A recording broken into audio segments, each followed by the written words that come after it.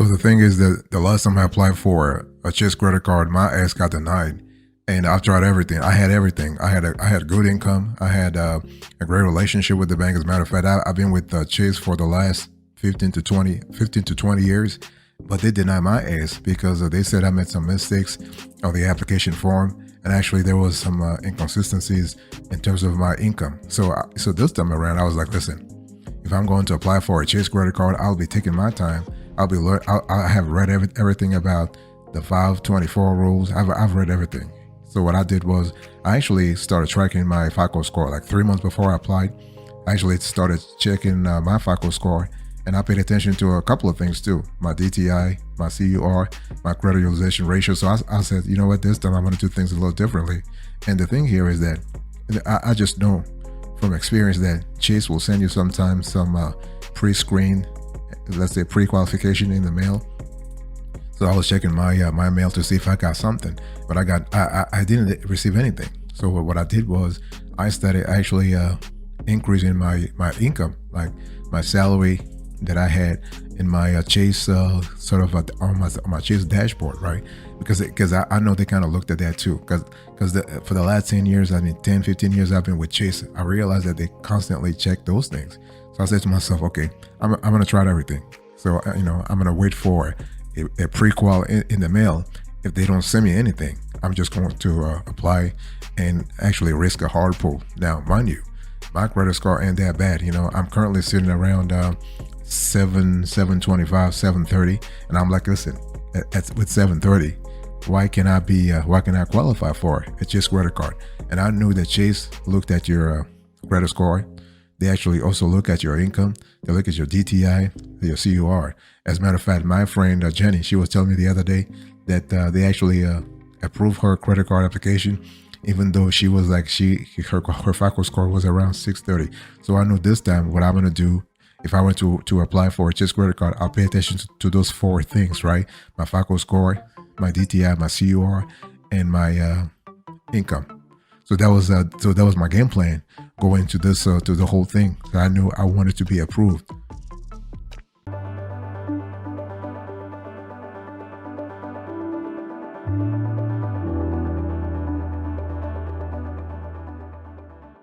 Now the thing here is that I have sat down and thought of, I spoke to a lot of folks. I had actually a lot of folks in my family have Chase credit cards. As a matter of fact, my cousin Jimmy, he has a lot of Chase credit cards. So I said, you know what? Let me try to find ways. What are the steps? What are the steps that I can actually follow if I want to increase my approval odds for Chase credit cards? For me, that was a big problem because I was like, listen, again, I don't want my ass to actually be denied again. I really want to win this time. So I did a lot of research, and I realized, hey, listen, I had to monitor my credit score.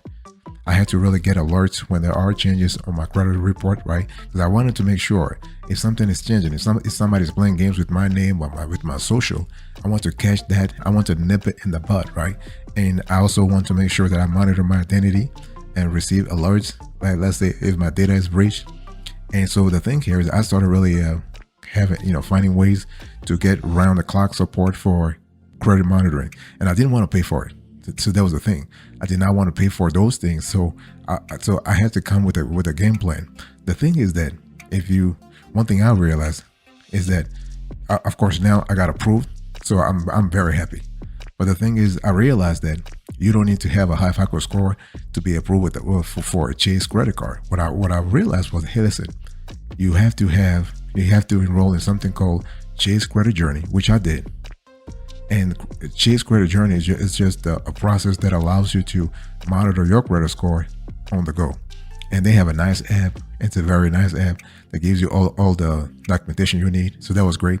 And also, I realized again the importance of having a Chase relationship, because even though I've been with Chase for many years, I realized that my chances of being approved increased like big time when I opened a second checking account. Can you believe that? This is just crazy. Mind you, I am already at 732, and I was like, hey, listen, that's my FICO score. I have a Chase checking account, a savings account. That savings account is kind of dead, but hey, listen. So I opened a second checking account, and I set up direct deposit in both Chase accounts. So basically, and I realized this really made a big difference because Chase is kind of looking at me and more as a new client now because I have a lot of relationships with them, so to speak.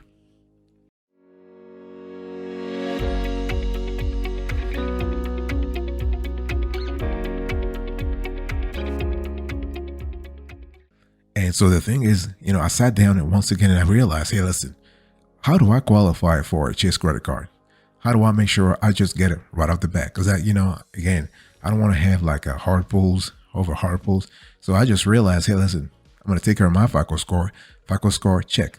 Great FICO score, not a problem. I don't have any, I did have, let's say, it's not a collection, but it's a little thing that I had with the store. I'm not saying the name of the store, but hey, listen, stuff happened, right? Nobody's perfect, whatever. So I had a little something happening a couple of years ago, and that's still dinging my credit score. But I was like, okay, so I checked my credit score because Chase really wants you to be around, I think 700, from 650 to 750. That's really what the sweet spot is at. I know because all my friends, and they've been with Chase for 20 years, 25 years, 30 years. When Chase, the name was not Chase, they went through a lot of mergers and acquisitions, as you know. And it was one of those things I was like, hey, listen, what's really happening here? So I realized if you're like around 650 to 750, you stand a chance. Okay. So I realized, okay, I want to make sure that my FICO score is kind of high. And while doing research and getting information from friends and family, I realized that your payment history really plays an important role. It's kind of it's kind of interesting. People say it all the time, but it is true. Your payment history plays an important role.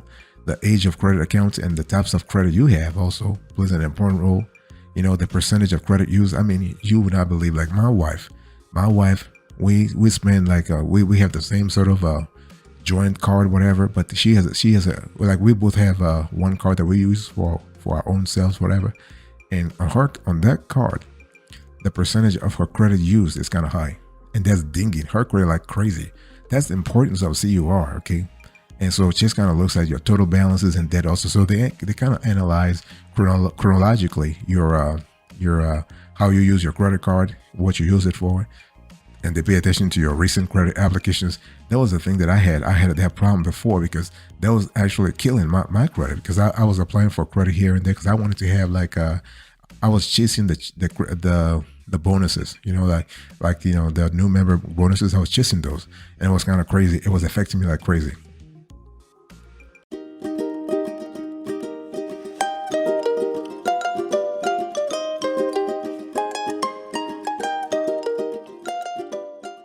And so one thing I realized was that to actually get approved for a Chase credit card, you really have to pay attention to the information you put on a credit card application. It's kind of funny because, again, as I told you, the last time I applied for a Chase credit card, even though I had stellar credit, in my view at least, my ass got denied because, if you don't really pay attention to the information you put on the credit card application, because Chase has they have an internal system that actually allows them to see if there is a delta, if there is a gap, let's say a chasm between what you're saying on the application, right? And like the kind of info they have. Let's say you are a bank client, a bank customer, and you say, I'm making $100,000 a year, and you have direct deposit with them, and they see like every 2 weeks you're getting $2,500. Okay, they're thinking, okay, you don't have one account where you direct your checking account, but they pay attention to your the transactions in your account to see, okay, does this guy, does this man, does this lady have a way to prove that she's making at least $100,000? Now they have a couple of ways to actually prove that. They can ask you for your tax return. In my case, they did not ask me my tax return, but sometimes they verify employment and they verify also they have a proof of income. They will ask you for proof of income, and that could be your let's say your tax returns. That could be your bank statements from other banks. Sometimes they'll ask you for if you have a business, they'll ask they'll ask you to see the financials of the business. And Chase knew that I have a business. They knew because I do have a business checking account with them as well. So pay attention to the information you put on the credit card application from Chase, whether you applied online or whether you apply via like over the phone or via snail mail, in the mail. Make sure that you put the right full legal name, your full legal name, your social security number. That's kind of important. Your mailing address, your gross annual income. I said gross. Don't put net, because if you put net, that will be too small and you will not be approved. You want to put your gross annual income. You want to put your employment status. They'll ask you that. They'll also ask you your housing cost. So that's kind of important for you to have a clear idea about the thing that they will ask, just to kind of have some context around your application.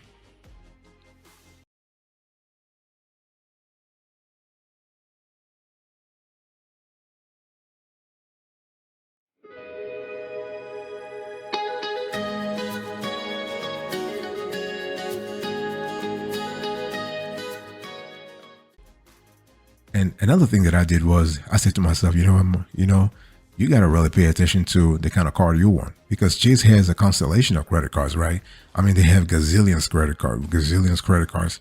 And so I said to myself, what kind of credit card do I really need? Do I need a cashback credit card? Do I need a travel rewards credit card? Do I want to have an affinity credit card? So I was talking to a lot of folks in my vicinity, in my entourage. I talked to my friends, talked to family. I talked to my wife, and I was like, listen, let's have a conversation about that, And after talking to those people, I just realized that what I really need, I just want to have like a prestigious kind of Chase credit card. Because I was like, listen, at my age, I deserve something like a prestigious, whatever that means, right? And so I just like, so I went to, so I started really exploring the kind of cards that Chase has. And Chase has a constellation of cards, believe me. And the thing is, you'll realize that there is a Chase credit card for nearly everybody. And, what I mean is that, think about it. Like, if you were to look at the Chase credit cards, I'll get it. You have the Chase Freedom Unlimited credit card. That's a card that gives you $200 bonus after you spend $500 on purchases in the first 3 months from account opening. That's kind of cool. And you are earning 1.5% cash back or more on all purchases, like 3% on dining and drugstores and 5% on travel purchase through Chase. This is kind of good. Or you have the Chase Freedom Flex credit card that gives you you earn a $200 bonus after you spend $500 on purchases in the first 3 months from account opening. This is kind of cool too, but this card is kind of better because you are able to earn 5% cash back on up to $1,500 on combined purchases in bonus categories each quarter you activate. This is kind of cool. And when I was actually exploring the Chase credit card that I wanted, I love that too. I kind of like, okay, this sounds interesting. And then you have the Chase Freedom Rise credit card. You have the Slate Edge credit card. You have the Chase Sapphire Preferred credit card. That's the card that I really wanted to have, because it allows you to actually earn 60,000 bonus points after you spend something like 4,000 on purchases in the first 3 months from account opening. Then you have the Chase Sapphire Reserve credit card. And then you have the Prime Visa also. Okay. You have the Amazon Visa. And then you have the Southwest Rapid Rewards Plus credit card. You also have the Southwest Rapid Rewards Priority credit card.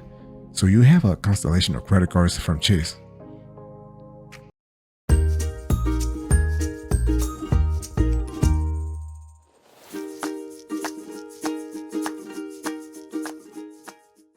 And as I was doing research, and it took me like 2 weeks. I really wanted to research all Chase credit cards that I could get my hands on to learn a lot, right? So I actually came across the Southwest Rapid Rewards Premier credit card. I'm not really a big fan of Southwest. I mean, I love Southwest. I mean, I have flown with them for a while, but I'm like, I love other. I mean, I'm not here to really advertise for any airline, whatever. But so I came across the Southwest Rapid Rewards Premier credit card, a card that allows you to actually earn 60,000 bonus points plus 30% off per promo code for after qualifying purchases. I came across the United Explorer card. I came across the United Quest card. Came across the United Gateway credit card. I came across the United Club Infinite card. I'm more of a United sort of fan, if you were to ask me. And I came across the Aeroplane card. I came across the Marriott Bonvoy Boundless credit card. I came across the Marriott Bonvoy Bountiful credit card. And I came across the Marriott Bonvoy Bold credit card. And I came across the IHG One Rewards Premier credit card. So my point is what? You do have a multitude of Chase credit cards. And so I was like, I'm going to really pay attention to the kind of cards I want. because I want, actually, ultimately, I want to have 3 credit cards from Chase. I want to have one for cashback. I want to have one for balance transfers, and I want to have one for travel slash accommodation, like hotel, plane, whatever, right? So you do have a choice, right? When it comes to hotel, you got to think about the Marriott Bonvoy Bountiful, or the Marriott Bonvoy Bold, or HD for that matter, right? And when it comes to cashback, you do have a lot of options also. So I was just thinking about how, okay, at first I want to get a cashback credit card, because that to me was the easiest, because based on my FICO score, based on my income, based on my relationship, the depth and breadth of my relationship with Chase, and also based on the fact that I actually learned a couple of things after my ass got denied the last time. So I started paying attention to those things. So I actually wrote down all the cards that I was interested in. So beside the one that I just told you, there are other cards. I mean, Chase has like gazillion credit cards. They have the IG1 Rewards Traveler credit card. They have the Disney Premier Visa credit card. They had also the Disney Visa card. They had the Walter Wyatt. What am I talking about? Walter Hyatt credit card from and they had also the British Airways Visa signature card. They also have the Aer Lingus Visa signature card. They have the Iberia Visa signature card, and they have the DoorDash Rewards Mastercard, and they also have the Instacart Mastercard. They had the Inc. Business Premier card. They had the Inc. Business Unlimited credit card. They had so they did have so I was just thinking, my best move will be to have, like, I know I said before that I wanted to have 3 credit cards from Chase. I want to have a cashback. I wanted to have one for hotel and slash traveling, and I wanted to have one for balance transfers. But I could easily swap the balance transfer one for a business credit card. So I'm thinking about an Inc. Business Unlimited, or the Inc. Business Premier, if I get my hands on that. Or if not, I just go with the Inc. Business Cash. So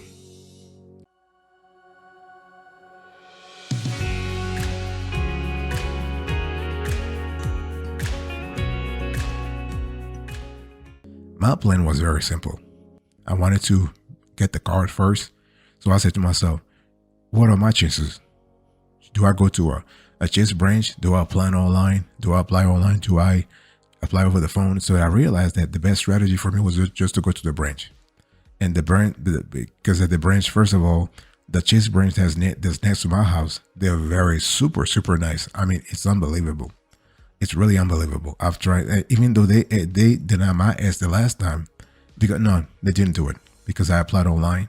But it was just one of those things where whenever I go there, they just receive me. They actually receive me very politely. We had conversations, and I'm not going to say the name of the manager because I don't want to divulge his identity.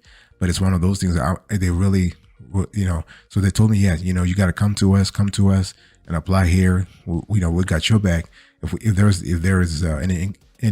are inconsistencies in your application, we'll let you know right away, so that we don't actually we don't send your application to the credit department, and so they will not deny you again, right? So I was like, oh, I'm very happy, because I was really interested. I was really super motivated to get the Inc. at least one Inc. business credit card. So they asked me, like, what kind of Inc. card do you want? Because they said, well, we have a lot of Inc. cards. And I asked them, I said, what do you have? And they said, well, we have an Inc. Business Cash. We have Inc. Business Unlimited. We have Inc. Business Premier. We have an Inc. Business Preferred. They have a United Business Card, United Club Business Card. And so they told me they also had the Southwest Rapid Rewards Performance Business Card, Southwest Rapid Rewards Card, IHD. So those are like, so the same cards they have on the individual side, they have it also. They have it also on the business side. So they asked me, what card are you interested in? I say, I don't want to have an airline affiliated card. I just want to have like an Inc. card. Okay. And so I said, which Inc. card? Inc. Business Card, credit card is the easiest. And they said, well, easiest is a really complicated word, but we'll advise you to go with Inc. Business Cash credit card, because based on the data they have, that's the card that actually they approve a lot of our customers for. So see, what I'm trying to tell you here is that sometimes it's good to go to a branch so that you have a conversation with someone before applying. That way, you actually can avoid some of the crazy mistakes that I made in the past few months and years, right? So you talk to someone first, and once you do this, you should be fine. So the bottom line is what? If you want to be approved for a Chase credit card, one thing I've learned is that you first want to do your own financial sort of appraisal, right? You look at your FICO score, you look at your income, you look at your DTI, you look at your CUR. And then next thing you want to do is you don't have to have a relationship with Chase to qualify for a credit card. But one thing they don't tell you, because they don't want to get in legal trouble. But if you don't have a relationship with them, your ass will be denied like big time. And if they ever approve you, they'll give you a very small limit. Okay. So make sure that you have a Chase credit card and a Chase checking account. You can even have one or two.